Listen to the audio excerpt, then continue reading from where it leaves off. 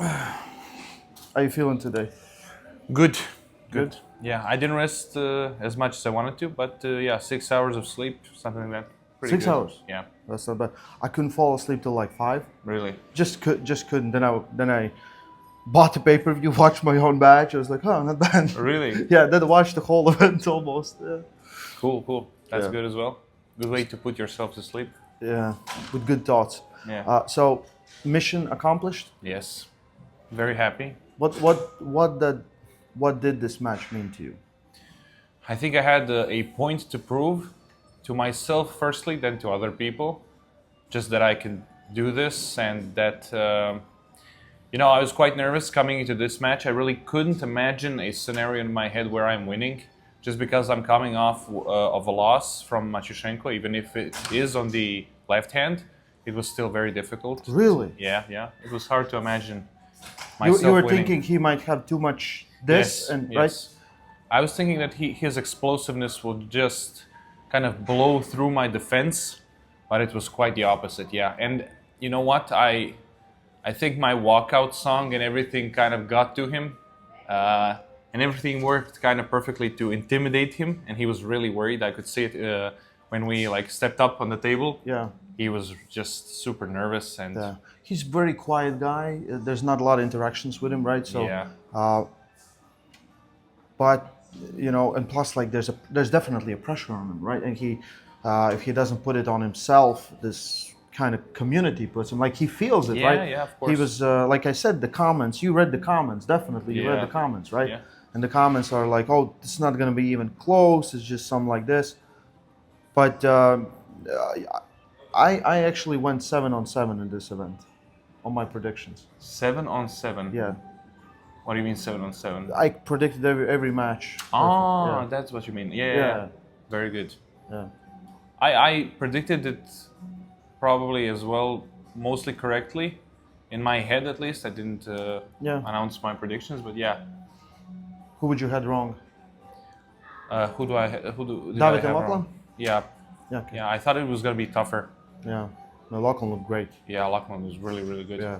But definitely your match was probably the matches were more or less one-sided, but still, like, the results show what. But there was a fight. There was the first round. You both kind of missed the go. You both did Yeah. double, and I think that worked definitely in your favor. For sure. Yeah, Yeah. starting it off slowly and kind of getting into a deep hook. Yeah, that's Yes. definitely my style more.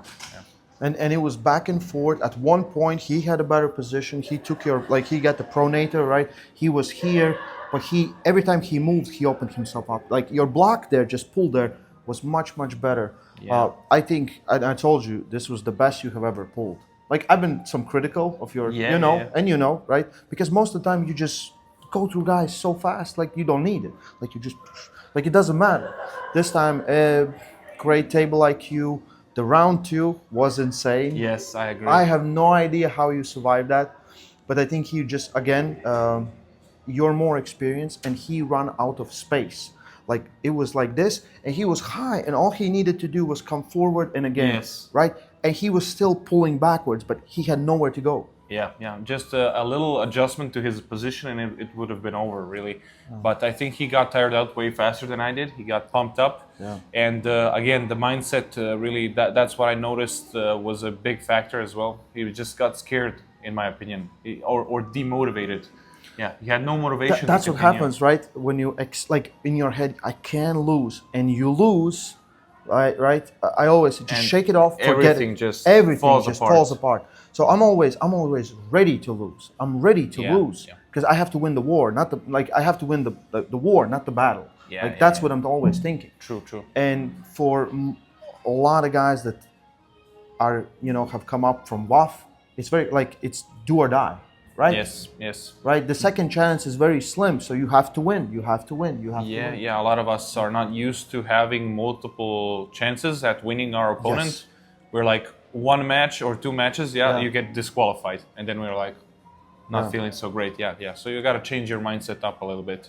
How was the whole King of Table experience for you? Amazing, honestly. As an athlete, I felt really respected, and I can't wait to be here again. it was super. The whole organization was amazing, and even the people working here are really doing an amazing job at keeping you satisfied in every moment. In every moment, they're asking you, "Are you feeling all right? Do you want something?" You never feel like nobody's taking care of you as an athlete. You are always under their wing, and everything is taken care of. How was Dubai? Amazing as well. Really. You did a lot of exploration with Alexander, right? Yeah. Every day we went like for more than 8 hours outside and explored Dubai, and it's amazing. I can't believe what people can do. What the human money, hand. What money can do. Yes, and money, of course, yeah, of course. Yeah. It's kind of like, if we come back, let's say, to this hotel in, like, let's say, month or two, all those buildings going to be finished, and it's going to all look completely different here. Yes, right? yes. It's insane. Like, they just, it's absolutely crazy. like a fungi, like just yeah. right? Just I can't even explain. Words and pictures can't explain how amazing this stuff looks like. Yeah, just incredible. But going back a little bit to Bacho, his hand, how intimidating that was, because his hand is big, and wrist is really thick, and even when you took the grip, you were very high. You were not on, like, you wanted to be a little bit on wrist, but I think what worked in your favor was, like, if you have like a dominant hand, you want guys to fight for the hand. Yeah. But you were taking a lower grip, and he couldn't figure it out because there's nothing to fight for, because you want this, right? You want this, and you want wrist on wrist, but he's more focused on this. Yeah. So I think that kind of took him off, but the hand. Yeah, his hand is absolutely enormous for someone his size and his weight. Even when he was 95 kilos, I saw his hand was just incredibly big. And that's definitely something that he is trying to use, but I think he relies too much on it. And as soon as that doesn't go his way, things start falling apart, And honestly, I didn't care so much being like pronated all the way, or supinated, sorry. Yeah, and my wrist being taken. So I knew I can't focus on that lane. And one part of my plan was to ignore his strength, which is his wrist, and only focus on the thing that can be equal in our strengths, which is my bicep. And that worked out perfectly, just like I wanted to. Your back pressure. You lost the hand few times. You didn't. Then you got it back many times, and it was like the last round where you just pressed him off the side. Like, he was cooked. Like, his back pressure was cooked. Yeah, he couldn't close his hand all the way. I can feel it. Yeah, you can feel it. You could top roll if you wanted to, I think, maybe, but that's kind of dangerous. Yeah, you can get. Yeah. You don't want this. You want this, right? Yes, exactly. Right. And I myself got really pumped up, and I couldn't imagine what his pump must have felt like. Yes. Because he was just super bloated. Like, his hand was. Like, round 3, he comes to the table. It looks like 3 sizes bigger. Yeah. Right. Yeah. It didn't look. And I said in the commentary, he's not Bacho second show. He's Bacho 11 second show. Yeah. His hand really looks huge. Yeah. Huge. But that's definitely a big victory. We talked before. You have nationals planned for you next, right? Yes. And then it's Europeans. And then no super matches lined up yet, right?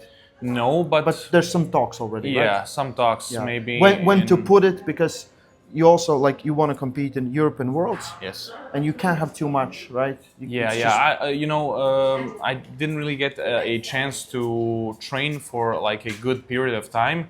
So I've been on and off of training for like a month. Yeah. And then I can't really like progress. Yeah. I'm constantly staying. I'm constantly staying in one strength level, and I want to go up. And I need a few months of training to do that. So I would like to rest now and kind of keep it on the low. What would be like ideal scenario for you? Like most likely you still want to compete in Europeans and Worlds, right? Yes. You want to chase those titles. I think the plan, if you can get 4 in a year. Yeah, that would be good. Right, that's the one. How many super matches would fit in that? Because you used to go to almost every competition, big international competition, compete. But now you are the dog, right? Everyone else is the underdog, right? Yeah, you are the man. So there's no point doing so many competitions. What would be the ideal? What do you think?